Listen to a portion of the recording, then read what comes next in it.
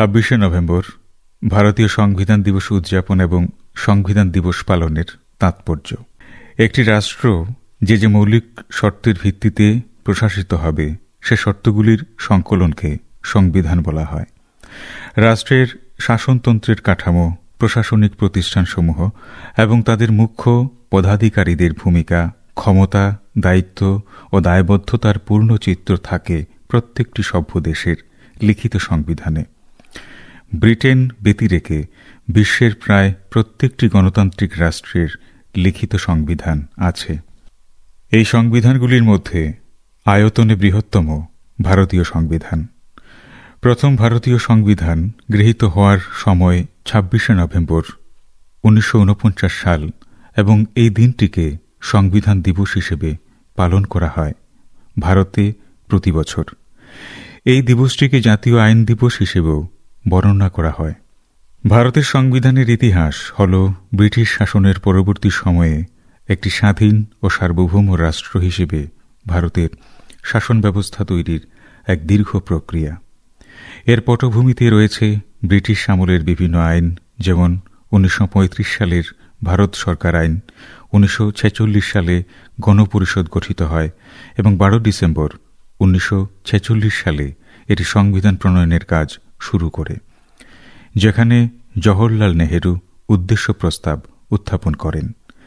দীর্ঘ ২ বছর ১১ মাস ১৮ দিন আলোচনার পর ১৯৪৯ সালের ২৬ নভেম্বর সংবিধান গৃহীত হয়।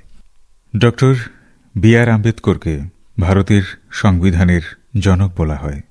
তিনি খসড়া কমিটির চেয়ারম্যান ছিলেন এবং প্রায় ৬০টি দেশের সংবিধান অধ্যয়ন করে গুরুত্বপূর্ণ অবদান রেখেছিলেন।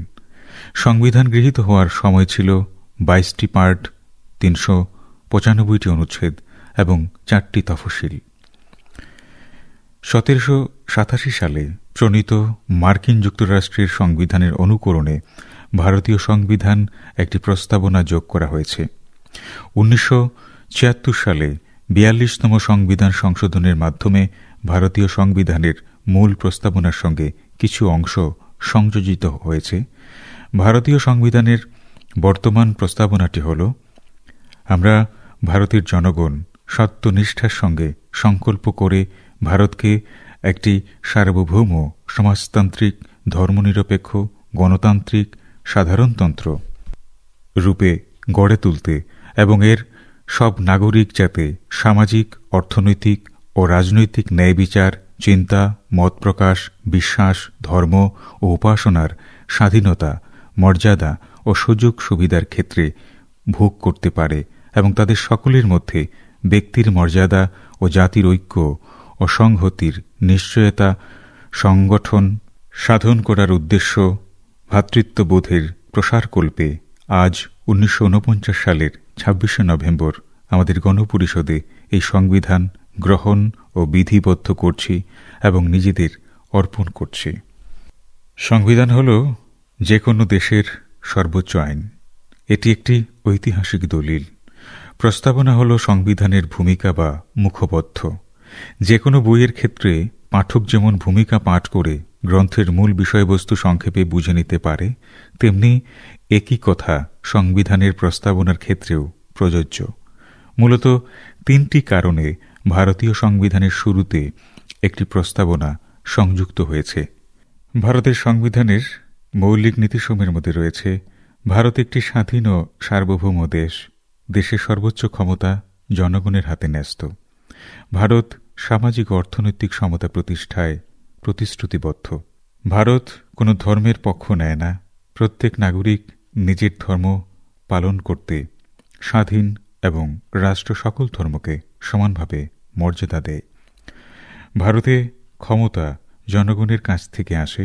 জনগণ নির্বাচন করে সরকার গঠন করে এবং সরকার জনগণের কাছে জবাবদিহি করতে বাধ্য। ভারতে মৌলিক অধিকারের মধ্যে রয়েছে নাগরিকের মত প্রকাশ, স্বাধীনতা, সমতা ইত্যাদি। মৌলিক কর্তব্যের মধ্যে দেশ ও সংবিধানের প্রতি শ্রদ্ধা, জাতীয় ঐক্য রক্ষা, পরিবেশ সংরক্ষণ ইত্যাদি। রাষ্ট্রের নীতি নির্দেশক তত্ত্বের মধ্যে দেখা যায় সরকারের দায়িত্ব দারিদ্র্য দূরীকরণ, শিক্ষা, স্বাস্থ্য, সবার জন্য কল্যাণমূলক ব্যবস্থা গ্রহণ। দেশ পরিচালনার ক্ষেত্রে সর্বোচ্চ আইন হল সংবিধান। সবাইকে সংবিধান মেনে চলতে হয়। সংবিধানের উৎস, আইনগত ভিত্তি ও নৈতিক ভিত্তি সম্পর্কে প্রস্তাবনায় ইঙ্গিত দেওয়া হয়েছে। প্রস্তাবনায় সংবিধানের উদ্দেশ্য, নীতিসমূহ ও সংবিধান গ্রহণের তারিখ উল্লিখিত আছে। ২৬শে নভেম্বর প্রতি বছর ভারতে সংবিধান দিবস হিসেবে পালন করা হয়, কারণ ১৯৪৯ সালের এই দিনে ভারতের গণপরিষদ দেশের সংবিধান গ্রহণ করেছিল। এই দিনটি দেশের গণতান্ত্রিক মূল্যবোধকে সম্মান জানানো এবং নাগরিকদের মধ্যে সাংবিধানিক মূল্যবোধ সম্পর্কে সচেতনতা বৃদ্ধির জন্য গুরুত্বপূর্ণ। এই দিনটি ভারতের সার্বভৌম, সমাজতান্ত্রিক, ধর্মনিরপেক্ষ এবং গণতান্ত্রিক প্রজাতন্ত্রের মূল ভিত্তির প্রতীক। সংবিধান দিবসের প্রধান তাৎপর্যগুলো হল ১৯৪৯ সালের ২৬শে নভেম্বর ভারতের গণপরিষদ সংবিধান গ্রহণ করে। এই দিনটি ভারতের আধুনিক গণতান্ত্রিক প্রজাতন্ত্রের গঠনের সূচনা স্মরণ করিয়ে দেয়।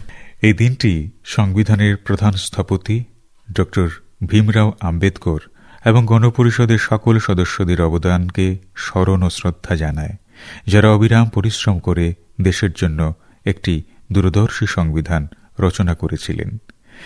এই দিন নাগরিকদের মৌলিক অধিকার, মৌলিক কর্তব্য এবং প্রস্তাবনার আদর্শ, ন্যায়, স্বাধীনতা, সমতা ও ভ্রাতৃত্ব স্মরণ করিয়ে দেয়।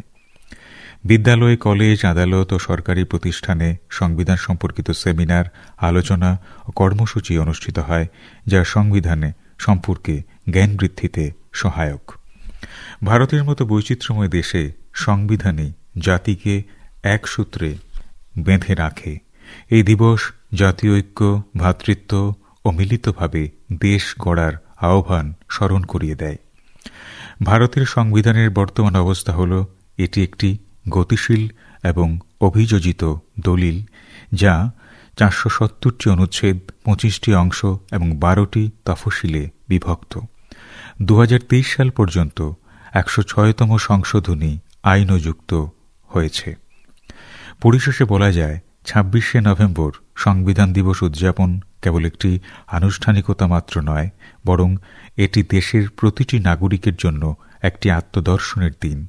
এই দিনটি ভারতীয় গণতন্ত্রের মূল স্তম্ভগুলিকে শক্তিশালী করার এবং দেশের বৈচিত্র্য ও ঐক্যকে সমুন্নত রাখার সম্মিলিত অঙ্গীকারকে পুনর্ব্যক্ত করে। সংবিধানের আদর্শ ও নীতিগুলি মেনে চলার মাধ্যমে নাগরিকেরা একটি প্রগতিশীল এবং অন্তর্ভুক্তিমূলক ভারত গঠনে তাদের সঠিক ভূমিকা পালন করতে উৎসাহিত হয়।